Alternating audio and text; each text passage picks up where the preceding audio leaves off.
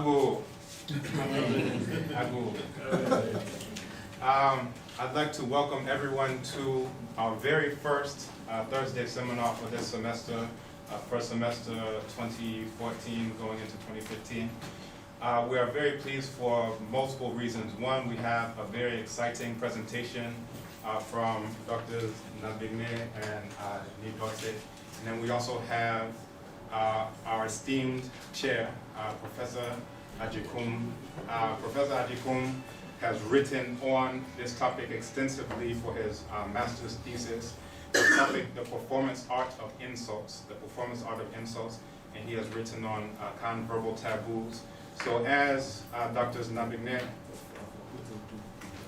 and Prof. Avogwedo has also written on this topic as well, so we're happy about that. Also, we are happy because we have our own director who is in South Africa, and she is streaming and live as well, so she will be able to see, listen, and give feedback as well. So with no further ado, I would like to introduce our chair for today. This is Opinion Kofi Ajikum, my very first tree teacher, in case you didn't know. And we will hand over to him to chair the rest of the discussion. Thank you. Let me use this opportunity to say that I'm so privileged to be the chair for this function, the first of its kind for this academic year, and then to see my master here. This is a topic that I've researched extensively, as we said. So when he approached me, I had no other option but to say, yes, I'll be there. Around this time, I should have been at Peace FM, but I said this was very and more important than going to Peace FM. So the rules of the game will be very simple. We're going to give them 30 minutes so that we get about 30 minutes for discussion. And I'm going to alert them when they have spent 20 minutes. I'll show the 10 minutes card to them. Then I'll show them the 5 minutes card. And there will be no injury time. When we enter in the last minute, then I'll say nothing. So I hope we will all enjoy it. On that note, I want them to start. So my content starts from now. Okay. Thank you, Prof. The title speaks for itself, The Art of Insults. Insults from a performance perspective. As you can see, I have given a warning there. This presentation will be explicit. Audience discretion is advised. We haven't put an age limit, but let's assume that everybody here is within the age to listen to this presentation. The abstract was put on net, so I'll not go into it. I'll just go straight forward. In spite of the elaborate setup here, streaming it live, we will want to say that this is more of an informal sharing of ideas so that we'll be able to work on the paper more conclusively, because this is a work in progress. It's not a finished work. So the idea is to get a lot of inputs from the audience here and around the world, those who are listening, so that we can make a better paper. Okay. So this morning's presentation is basically to look keenly at a language, linguistic, and performative phenomenon that is tabooed generally across by many African societies. That is insults. It is tabooed because in its most vitriolic representations, it is often associated with debased minds and morally, psychologically unstable people. Insults, as a result, have dire social implications both for the abused, the abuser, and the audience. And we're quoting Ajikum 2010 here. Our return to the subject is not to give indications that we too are gliding down the ladder of psychological instability, but rather to draw attention to what we have identified as the creative dimension of this tabooed subject. So we are hypothesizing that insults are essentially verbal and non-verbal art forms, and their representations constitute artistic performances. By implication, therefore, insulters whether they do so with a creative conscience or merely react to the insult stimuli, are creative artists, and that it is those without a creative, linguistic, and performative prowess who resort to other means of self-defense, becoming gross. So essentially, it is all about creativity. And if we agree that insults are a creative art, then it stands that those who insult are creative artists. Thank you very much, Doctor. So continuing from where he left off, perhaps a little background about how this whole idea came up with serve our interest. It was spawned out of our normal coffee break discussions here, and which was given a huge boost with the coming of Dr. Mira Venkatachalam. She loved to engage in verbal duels, often drawing from themes and literary works she's read. And the one who had the gut to actually take him on was Dr. Nanbigne. And on a very good day, the two of them will veer off into innuendos and new directions and other symbolic usages of languages that, if you haven't seen the films nor read the books that they had read, you only have to sit back and just enjoy. So even though directly you are not able to participate in their discussion, nevertheless you are not cut out from the amusement that their duels often created. And that was how the whole idea of taking a keener look at the aesthetic dimensions of these communicative forms came about. So with that little background, let me go on straight to looking at the definition of insults. Even though there exists a lot of literature on the subject, but very few of the writers actually took interest in defining insults. What most of the writers did was rather to provide lots of words that carried just about the same meaning as insult. So you are likely to come across words like maledicta, which basically would translate as bad words, or profanity, dispraise, obscenity, vitriolics, invectives, taunts, and the list goes on and on and on. And among the few who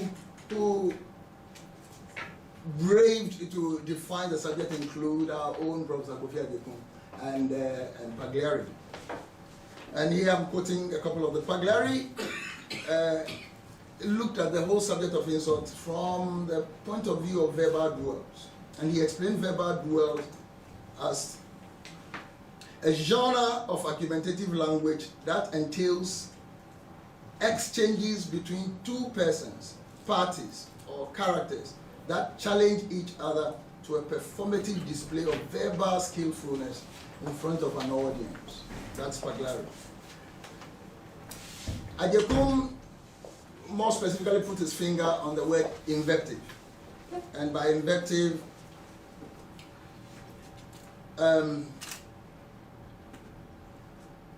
he looked at the account word for the word invective, which he described as intermediate. The account word for invective. In Ga, that would be Gemo. In Gagari, Zuma. Amejuju in Ebe, and we could cite what it implies in many, many more languages. In the invective he explained as including both dysphemisms and abusive words. Dysphemisms he explained as ordinary use of taboo words that are considered inappropriate and embarrassing. For abusive words, the same use of taboo words, but with a target in mind and with the intention of offending. Our own position, looking at based upon where we are coming from, we first wish to agree with Pagliari's reference to the aesthetic dimensions of insults when he made reference to verbal skillfulness, addressing audience and everything. And we thought that was great. But we take on these two definitions from two main points of view. And our view is that insults needn't always be verbal nor duels. Insults are more than verbal duels between two or more contestants, we think. That first of all, to the extent that the performative or the performance of invectives may be more, maybe a one-way performance, where one contestant decides not to participate. To that extent, it may not be a duel. And you can find this in instances where you have an adult who decides to verbally spunk a little boy or young, into order, who is completely out of order. You would not respond at all. But it is an insult all the same. So to that extent, it's not a duel. The second point we wish to react to is that for drawing on our own shared experiences of the phenomenon, we think that any definition of the subject should go beyond emphasizing verbal dimensions only. What Askew describes as logocentrism. To include an action or actions. And by actions, for example, in African context, greeting elders with the left hand constitutes insult enough. Or even sitting in front of them and crossing your legs is considered insulting enough. To include also inaction, like failure to greet when you should, before elders. And also to include anything. By anything we mean objects, such as wearing of certain type of gloves. Okay, so what we seek to emphasize by this focus is that, in explaining the term, it may be preferable to look at it in terms of communication rather than linguistic. Additionally, insults are not intended as factual statement. And here we are quoting Labov. But rather as means of getting your opponent worked up to the maximum. Schwegler says, whilst insults can be offensive, aggressive, dirty, and profane, they needn't be. They are witty, skillful, and often involves the poetic use of language. They are games people play intended to cause amusement, and therefore therein lies their creative, performative dimensions. I must add that contrary to perception in certain Western scholarly works, that insults function as alternative to the rule of law in so-called socially. We need time.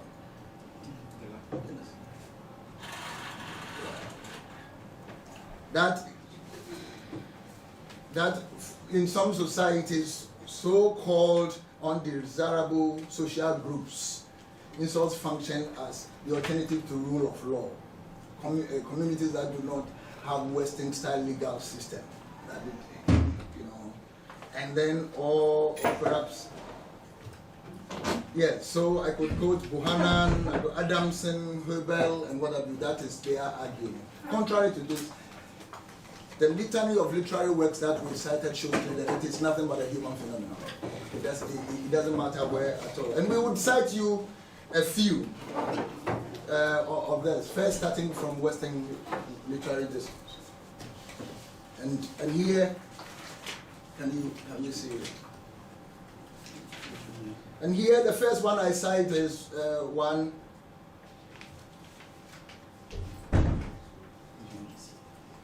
Those examples.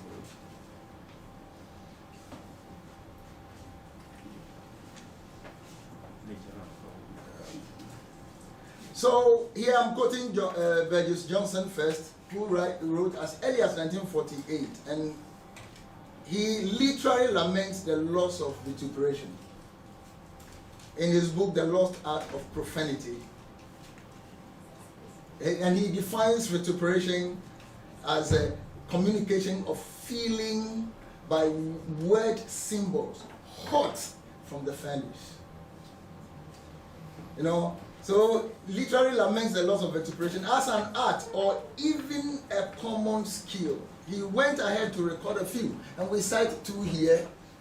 And this is an insult that is attributed to the 36th president of the United States against the 38th president of America, George Ford. 36th Against the 38th. The 38th is Lyndon Johnson against Ford, who is the 38th. And I mean the words are there. It says, he said Ford is so dumb that he cannot fart and chew gum at the same time. And you know, those of you who know a little bit of American politics, knew that this man supervised one of the worst economic downturns in American history, led American army to be defeated in South Vietnam, and had to pardon Nixon after the Watergate affair, and what have you, and that was it. I can quote another great person in Britain, Disraeli, the only guy of Jewish background who became Prime Minister of Great Britain. He reacting to, and this was again bantering between him and his nemesis, John Bright of the Liberal section, and John Bright would describe him as a self-made man who worships his creator, and by his creator you know that he worships himself, literally. We cannot talk about this subject if we do not make mention about one of the great leaders of the Great Britain, Winston Churchill. I mean, if you Google the list of people who used a lot of verbal sledging, I mean, Winston Churchill is always at the top there. It's always at the top. And she and her nemesis, Lady Astor told her in the face, look, if you were my husband, I would poison your coffee. And without resorting to human rights, these things and what have you, know, he would quickly give a repartee. He said that then if I were your husband, I would take it. Basically to say that a more cutting one is one between Churchill and Bernard Shaw, the writer. Bernard Shaw encloses 2 tickets to one of his shows and says, here are 2 tickets to my latest show, bring a friend if you have one. And Churchill replies, cannot make it the first night, I'll come the second if there is one. Of course, that's to say that your show may be so bad that there will not be a second night. So, you know, and I quote George Weigel, also a columnist, who also bemoans verbal insults are almost, and I mean changes in the whole art. He says that verbal insults are almost invariably scatological or sexual, provoking a blizzard of hysteric whenever A wants to put the smackdown on B. Once upon a time, it was not so. Once, the ability to come up with a clever insult that could be repeated in polite society was thought an important, if not necessarily essential, component of being a gentleman. So herein lies the argument that it is basically a human thing. It's not a mark of a certain group of people who lack Western-style legal system. You know, the relevance, as one peruses it, that is coming back to us, as one peruses the litany of oral literary forms that are available in Africa, one is pushed to the world to say that our tabooing of the subject is a bit hypocritical, or perhaps at best, you know, could be described as a love-hate relationship, or pick and choose, if you so want it, because there are several oral literary forms that abound with insults that are used both for cathartic purposes and as a way of purging society. We have riddles, several forms of verbal lullabies, played songs, adult humor stories, which often when are going to be told, children will be put to sleep for adults to indulge themselves a little bit before, you know, spending the night away. And their importance can further be attested to by the preponderance of the use of the facility, again, in even post-independence literary forms. Okay, so we could cite several of them, the Yankers, the Kofi Anidohos in the Awoyo, and we would cite a few examples. Akosua Noah by DeGraff Johnson, Ben Abdallah, Anansi, and the Golden Drum, and what have you. So all these show that the facility is there and resorted to as and sometimes in no other place than in the sacred precincts of the festival, sacred festival that we celebrate. And yet, we have this ambivalent thing. Anyway, I want just to, Dr. Nanbigne will take up from there. We'll share a few clips and then we'll veer off into what we consider to be the performance dimensions of there. Let's see if these clips will agree with us. Our father has been worrying about your evil deeds. He needs someone to console him. He is not an important man anymore. So why waste my youth on me? You are the cause of his downfall. He was the great leader of our people until your evil deeds reduce him to this shameful level of his. He is a fool. That's why he's holding. Oh no. Whoever causes the downfall of his own father is the fool.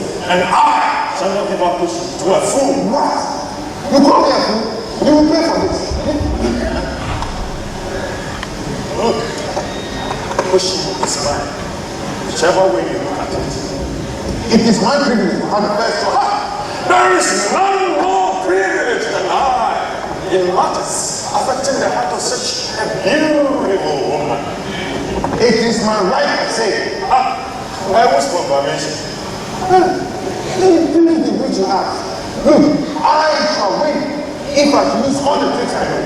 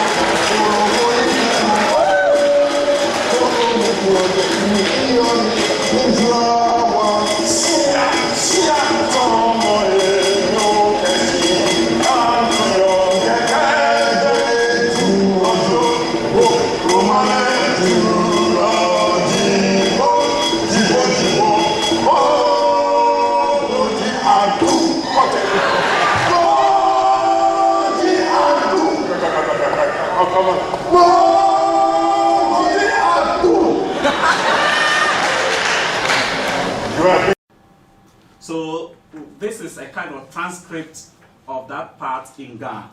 They say, you thief, we've not forgotten, you are the thief. Be careful, you smelly, terrible. You smell terribly. You are the one that smells terribly. Oh, you airhead. You are not man enough. Otherwise, you will not be quarreling before a woman. But of course, both of them were quarreling. It is a woman that behaves this way. Present company accepted. Your mother, your stomach is filled with cassava leaves. Bushman, your mother, your father. That's what they, oh yeah, whatever. I wish I could do it again. You are a beast, an animal like you, an animal that feeds on fodder. And in Ajekum's work, he has really done, he's brought out a lot of examples of using of animals and animal characters as insults. And this is an example that is here. I eat good and expensive food. Wealth my foot. Prove it. You are nothing but a thief, a liar, a thief, a burglar. And they both start shouting at you, monkey, you are a monkey. So these are the kind of give and take that Sakakwe has captured and put in a very, and I believe that these are the parts in that performance of the Lost Fisherman that make it, well, let's give it, we call it kind of like comic relief. Even though people say they were very profane, gross parts, but those were the parts that gave comic relief from the heightened emotions and tensions of the work, of watching the work. But beyond that, what we want to point out also is the performance of the insult. If we could not hear what they were saying, the body language and the gestures that they were using were insults enough. Our time is already running out, so I won't play the other clip that I recorded from the MPP when they did the special delegates voting. I recorded a clip of this woman who was very obviously angry. With all the noise around, we could not hear what she was saying, but you could see what she was saying because all 5 fingers were going. In rhythm. In rhythm. In rhythm. And going. I will not try to interpret what those gestures mean. But those were clearly insults and a show of her displeasure over something that had happened at the election, at the announcement of the election. But let's go faster from here. We can look at the performance of insults from 2 different angles. We can look at it from the institutionalized angle and look at it from the non-formal angle. From the institutionalized, as Dr. Dote has said, in African traditional settings, we have all kinds of festivals that have insults institutionalized within the framework of the festival. And these particular performances are there as to create catharsis and to help in cleaning up the society. So we can give an example of Hallow that has been banned now. Prof, am I right? Yeah. And the Plejo of Nongwa and Tema, the Apo festival, the Kundum festival, the Ngwala of the Swazi people, where these are formalized situations where people can perform insults. Beyond the framework of the festival, you can no longer do those performances. And so anything is acceptable within the framework of these festivals. So that's why we're talking about that kind of ambivalence. The same people that think that these are taboo things have gone ahead to institutionalize them. Why do we institutionalize them? In effect, we have sort of legitimized insults. And then we turn around and think of them as performances that are bad. Anyway. So, but these things have actually, like with the Hallow, even though it's no longer performed, we can talk of the transformation that has taken place into newer media, the media of poetry, modern poetry. We'll give an example of that. But let's go to the non-formal, within the formalized, the only festival that had a kind of give and take was the Hallow, where different parties can insult each other in turns. So you have a chance to reply. When some party has sung a song insulting you, you have a chance to rebut their insults. But in other festivals like the Apo, it is a one-way affair where the youth create the songs and sing irrespective of your status in the society. Particularly in 1 year they sang about Rollins Papua, Sasibom. Forgive my atrocious cheat. So in fact, they were telling Rollins he has oversized shoes and they will not vote for him. This was a time that there was going to be the transition from the military government to a democratic government. And they sang, and Rollins was there. They sang and insulted him very well. They sang songs insulting the Omahini for taking too many young girls as his wife in that year. So it's usually a one-way affair. In the Kulejo, it's the same thing. The youth come and really lampoon the elders, and they have to sit down there and bear it. So at that moment, all the ills and debt of the society is poured upon them. And through that, there is a cleansing of the society. So these things have a functional purpose in society. But in non-formal situations of performance, that's where we have more of the verbal duels. And it's not just in Africa. We have examples of the dozens from, in fact, copious examples of the dozens from the USA. Your mother is like a railroad. She gets laid all over the country. Okay? Your mother is like coffee, black, hot, and ready to be creamed.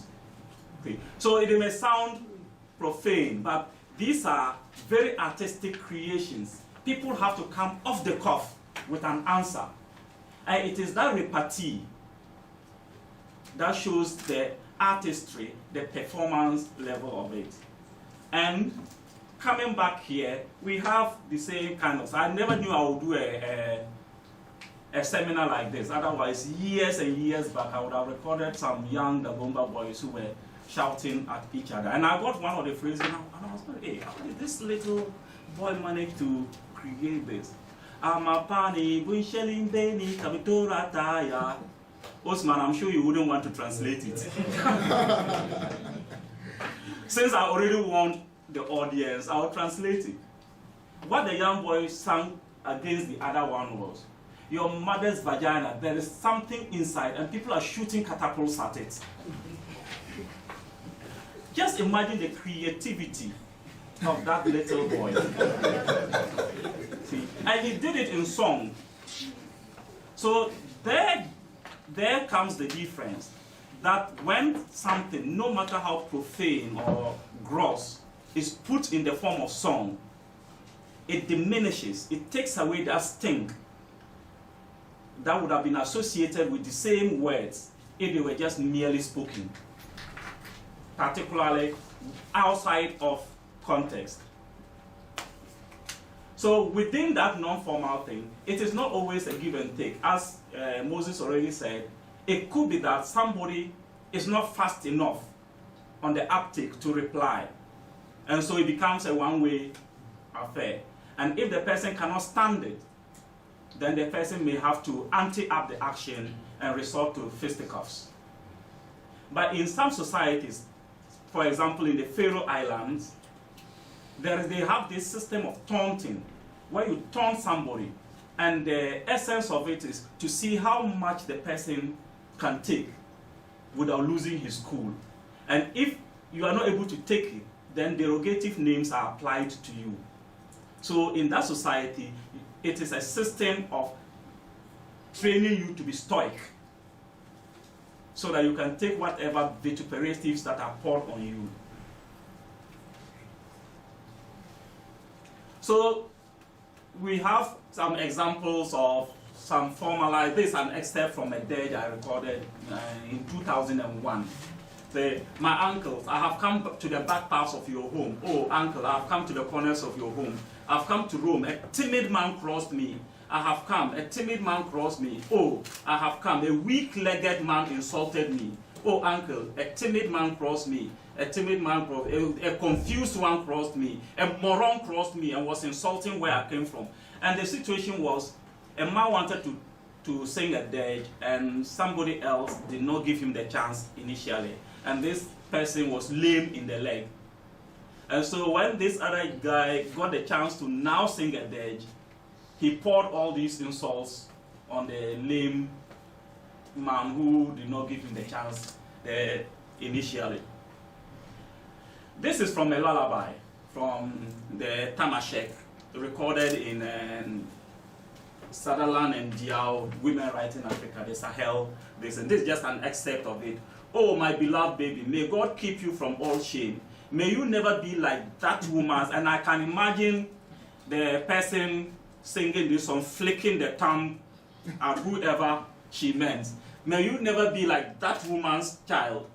He grew up to be a thief and stole an ear of corn.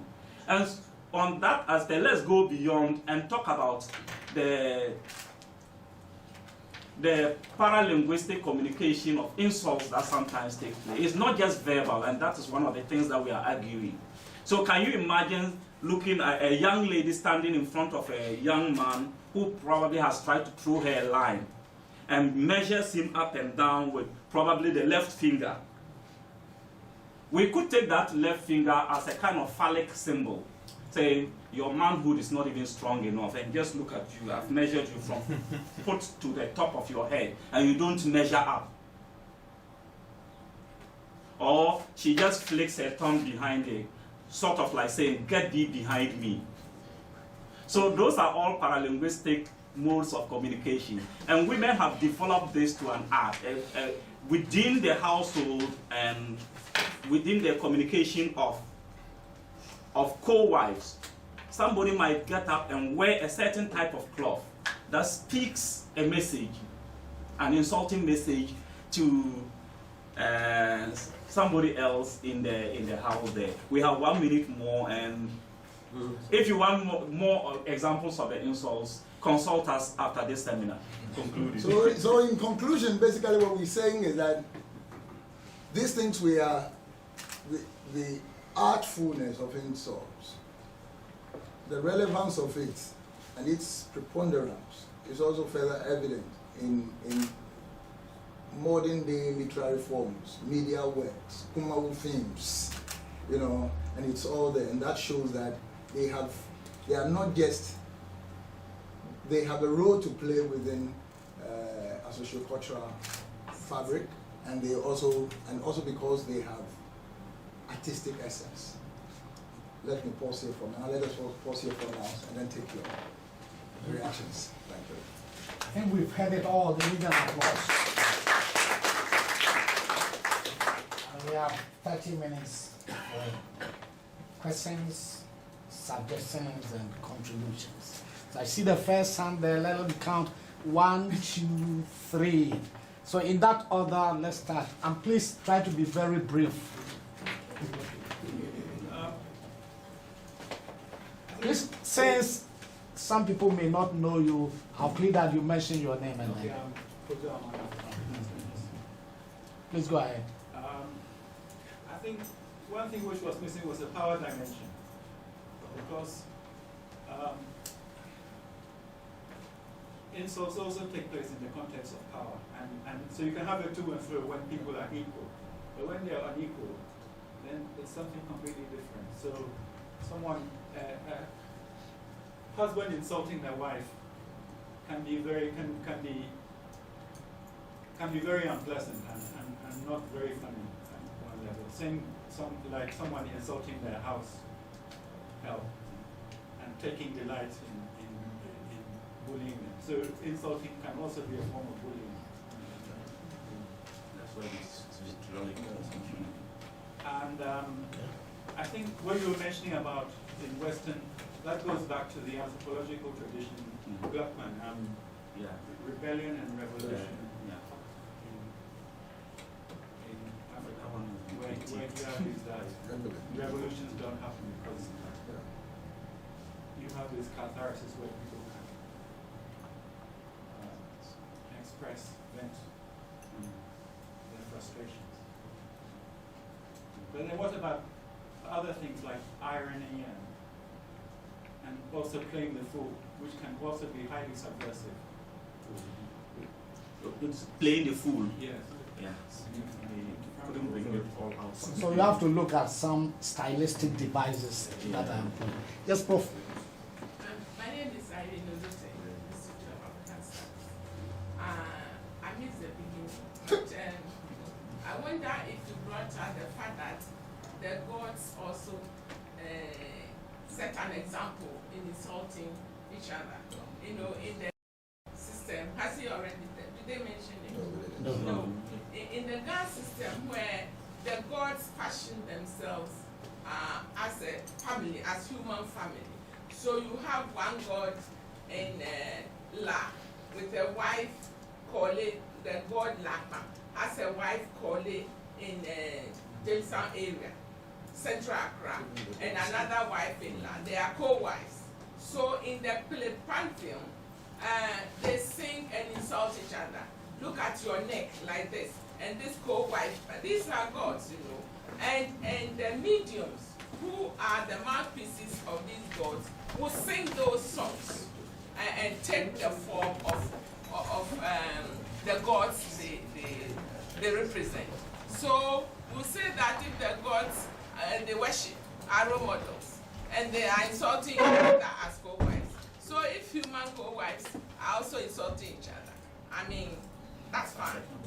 The other one is, I don't know whether insult as affection, show of affection, I don't know whether that has come up, but where I come from, insults can be a sign of affection. In the sense, especially from mothers to their children. A mother will say, look at your head, like something. Meanwhile, he loves that child. And especially want to insult the husband. And you can't, be insulting your husband. You will say, look at his legs, like his father, stupid father's leg. Meanwhile, it's your son you are insulting, but it's the husband. And they like calling the men good for nothing. Like you're good for nothing father. Look at you. Your face, long face, shut up, like longish. I don't know, but there are so many insults Right. out there. So You can see here. More examples. So that was my number 3, and I'm restarting, you'll be my number 1. Sir. Okay, my name is Daniel Abobedo, and quickly, I think some of the issues I have here we can address off the table, so we will do that. But quick comments. Number 1, beginning with, well, I had the impression that you'll be talking about performance art, something along the line. In the original abstract, were you intending to talk about performance art?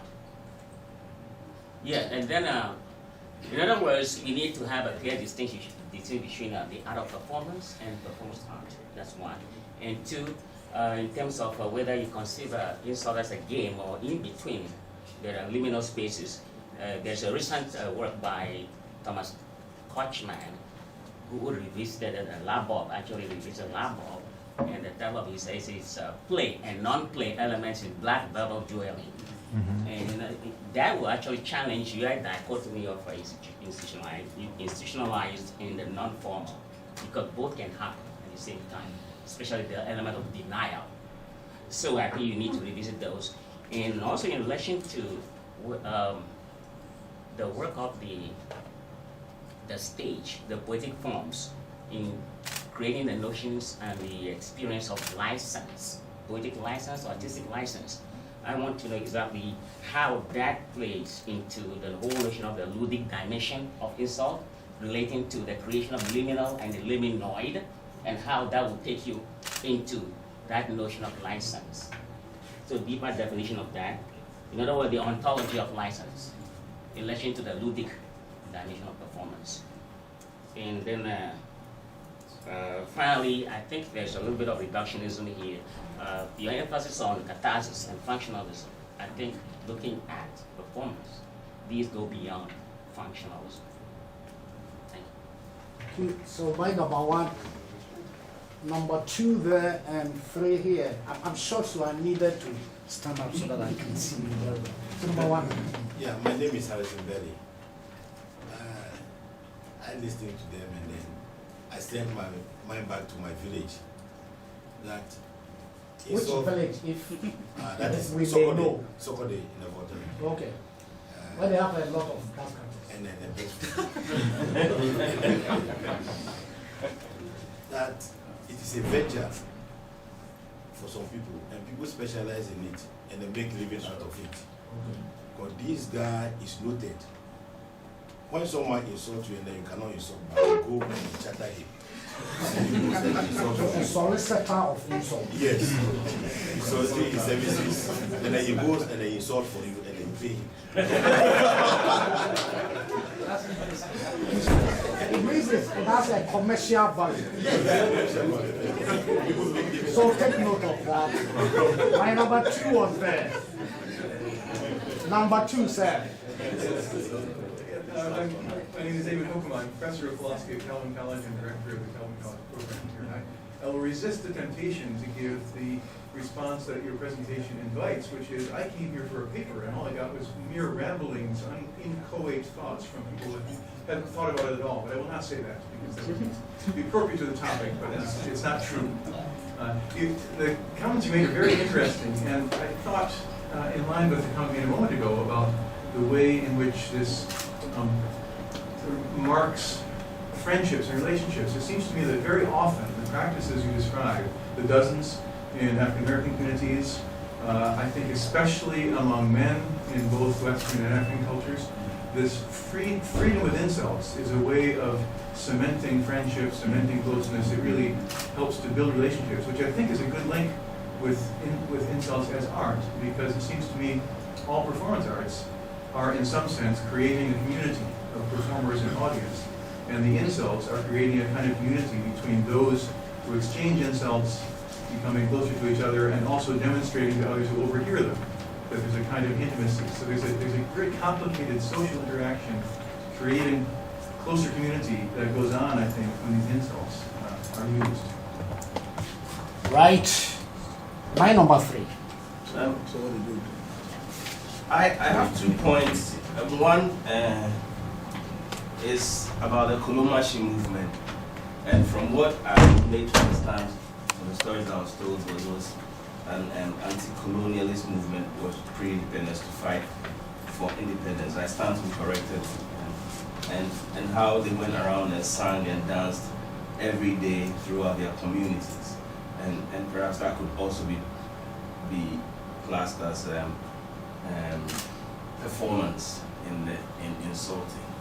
And the second one is also in places like Deep Accra, Jamestown, Choko, ways of insulting would be a woman stripping naked and showing off their nakedness. And perhaps it's because we also find the body as a sacred type space that doesn't have to be exposed to, and their ways of insulting you would be to strip, which possibly has some spiritual dimensions. So that's all I wanted to add. Okay, so I begin number 1 there. I'm crippled because I can't contribute now. Any other? Okay. Yeah. I wanted to mention that one of the oldest moral systems in Africa are the laws of Ma'at, 42 virtues of Ma'at, and there are 7 cardinal virtues amongst those, and this is coming from ancient Kemet, also known as Egypt. Some of the cardinal virtues include truth, justice, righteousness, harmony, balance, and the one that I'm actually coming to is propriety, the idea of doing the correct thing at the correct time.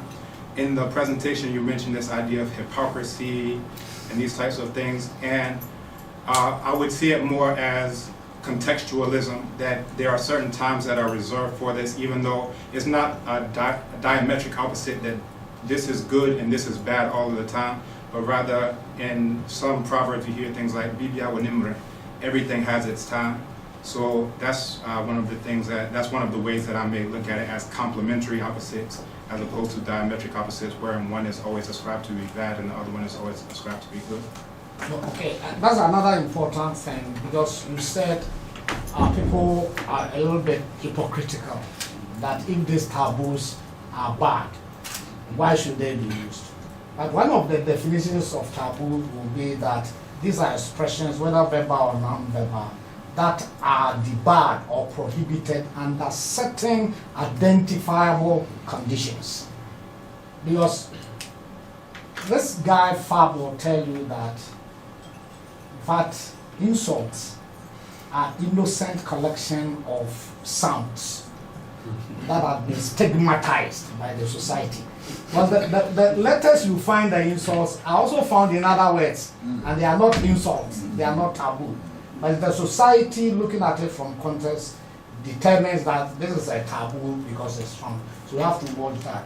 Then you were using the term paralinguistics. Yeah. Okay, let me go. Metalinguistic. I'll come back to that. Yes, sir. You have to excuse me because I stepped out for a while, so if I ask this question, you already covered it, and don't worry about it. I found the presentation very, very informative. We had some talk last night at Yuri. You were telling me about what they were going to do. I said, you are crazy. Are you out of subjects for investigation? But having said that, do you plan to investigate different communities and give us some more new knowledge beyond what we already know now in literature. What's your thesis? Where are you going with this? This is what we ask our graduate students all the time. I like this narrative, I like the examples. So what? Will this lead us to new knowledge about this subject? In other words, what do you have in mind?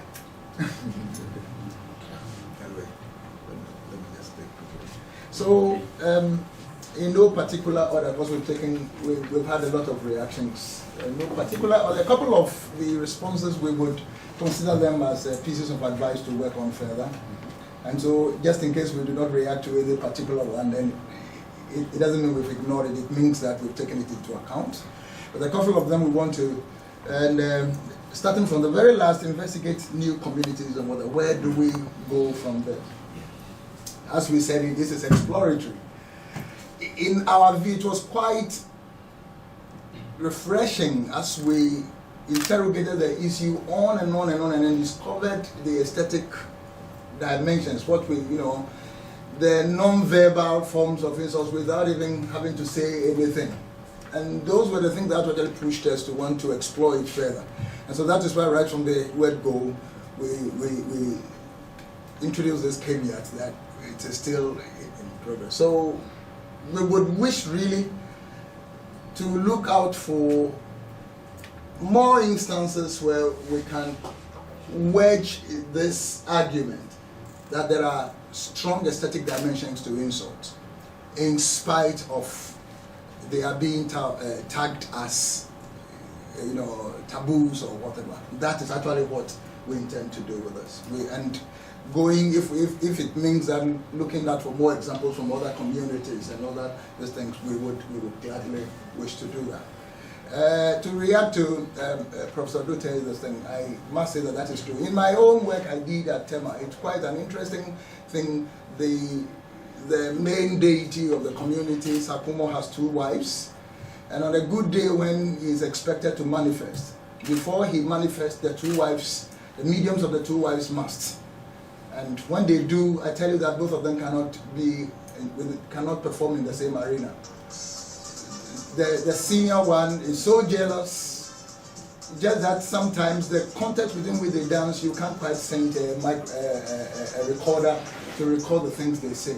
But it is both, it's an anger, jealousy, envy that is expressed both in terms of dancing, body language, and everything. That sometimes you just have to take one away, even the gods too.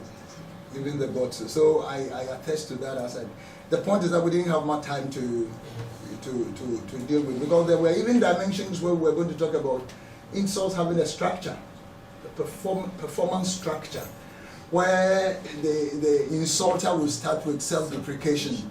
Tell everybody, as for me, I know that my mouth is big, I'm ugly, and that is all he would say. And when he has insulated himself, then he can now start attacking you. And if you are not smart enough, and that is why insult is Schwegler says that it's a thinking person's game. If you are not smart, once he says that, you see that you are completely locked out. He pours the insults on you, and you have nothing to say, and that kind of thing. So I don't know. Then Prof also asked about license. I think that probably will be captured in the situation of context. The context of the performance is what gives you the license to do a certain type of performance. So out of a particular context, you may not be able to do a certain type of performance of some kinds of insults. But he was also drawing your attention to the use of performance and performatives. Because performatives is a whole different ballgame. Yeah, we just didn't come to the performative. So what's that? And but with the performative is, I think we didn't even touch on it at all. Where there's the implied, without the words, or so somebody says something like, I insult you. He hasn't actually said giving any insults. But you see, it is performative. The fact of saying is what probably will say, I take thee as my wife. If I understand performative. When you do that, you're moving to speech art theory, which is a different ball so game. You have to watch so for the performative, there is that implied. So even the clip that we showed, where there were things left out, your mother, your father, those were not the full sentences. But you see, the body language of the performance creates the rest of the insults, and so it is understood by the two people engaged in the performance there. And all the implications. Yes. There's another thing that, taking it from Prof, what new area is not explored and you want to go there? I think your area on the non-verbal will be a very fertile ground for you. And when you talk of the non-verbal, because people will say that about 35% of our communication is non-verbal. You mentioned paralinguistics, but use that wrongly. Yes. Paralinguistics would be prosody, tempo in terms of how high your voice is, or speed. How many words do you use? When people are angry and they are insulting, sometimes they use about 15 words per second or so. You can watch that, and also watch what they call tactile touch. When somebody touches somebody with an angry mood, is different from when you're touching your small baby or your wife. And then also consider proxemics. Proxemics deals with the distance between two people. If this lady is already seated, and that is the only seat I need to sit on, and I decide not to use it, that should tell you something. So watch that as part of your new area of insults. Quickly, in relation to the new areas, I think it's also very important to revisit the notion of competence. The definition of competence, we have so much about the Bauman, even Chomsky, and definition of competence. These are predicated upon rules. What are rules of the game? You know, what constitutes a good insult? We need to hear some of the new directions. Any other? Well, I was going to say that the guys would want to come in. Okay. Oh, okay. The process I should choose. Good morning, everyone. I feel just on top of the world, being so far away from you all, but watching this and listening to Eddie and Moses and the rest of you. And I just want to say it was a fascinating seminar for me, and kudos to you, and also to Oba and Obadible and Echo and the team for making this possible. Well, I just think it's amazing. I want to congratulate you. And to say good morning to Professor Jekum for having graced the Institute of African Studies. It's been a while since we have seen him in our space, so we are, even me from far away, I'm extremely pleased. It's my but I have pleasure. one, and people are giving comments about taking this project forward. I also have a little pet comment that I want to add, and that is if the non-verbal communication and insults is so important, maybe in terms of our current national politics, it might be interesting to see the ways in which different political colors, as well as the gendered dimension, engage in insults in a non-offensive, but perhaps also in an offensive way. It would be interesting. I don't know if that will be taking you off the track that you are interested in, but I think that would be a fascinating area to go. And perhaps to ask Professor Jekum personally, there are some people that I need to insult. Can I come for some lessons? Yeah, because The commercial aspect. there are also what I refer to as tact. That is taboo avoidance techniques. You can go around the insult and still be insulting without the person not acknowledging that you are insulting. One way is to use proverbs. So if you consult me with a heavy envelope, I'll be ready. Making ground everywhere. Thank you. Thank you too.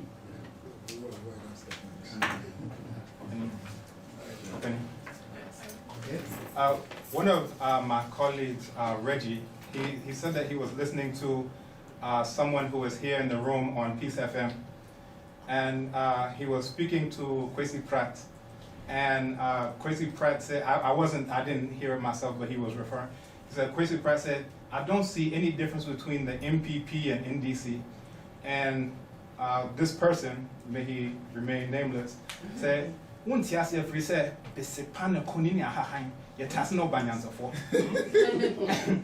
is to say you don't see the difference because between the besepa leaf and the konini leaf that look similar, they can only be discerned by a wise child. And it was through proverb, and I don't think he understood the proverb because he thanked him for saying, oh, thank you so much. So along those lines of using proverbs in order to use indirection and these types of things, a lot of the listening audience may have gotten it. So probably that will be the final one, I guess.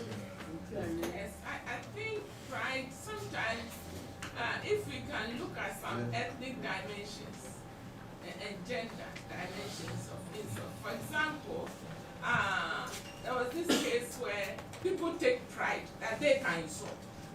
That kind of pride, what does it do to the people? There was a case when somebody who likes quarreling, was quarreling, and another person, a man came in and said, hey, Encyclopedia of Accra. Now he didn't understand, she's non-literate. She did not understand the word encyclopedia, but she took it as a compliment. So next time she was insulting somebody, she said, go and ask, I'm Encyclopedia of Accra. I can insult you. I can insult you. And that is her. She's branded herself. She's branded herself as somebody who can insult. So whatever the word encyclopedia means, it means she qualifies for it. So sometimes these insults, understanding what, and maybe some families take pride in being, very adept at insulting and quarrelsome, being quarrelsome and insulting. Can we draw a line between being quarrelsome and insulting? What? I mean, this is also another area that I think we can. Right before I put my pen down, finally, I want to say this. There's another area called quasi-insult, where in Ghana here there are certain tribes that joke with insults. There's one between the Nzimas and the Ashantis. I can just go to any Nzima village and start insulting the chief, and all they need to do is to look into their insult box and find something that will be more grievous than what I've said. I know the northern part, there are also some between the Fafras, and that could be another area that you can look at it. That's a common practice in the African American community. Exactly. So, I think I've finished with my job. Thank you very much. Thank you so much. And we'd like to give an ovation to our presenters. We have a standing room only crowd, even outside of the door. We have people who want to get in. So I would consider this a huge success. Prof was able to stream in and give her comments as well. So again, one more hand and we'll bring it back. Oh, and also a major hand to echo our IT person. All right, so thank you so much. Thank you for coming, and we will see you next Thursday.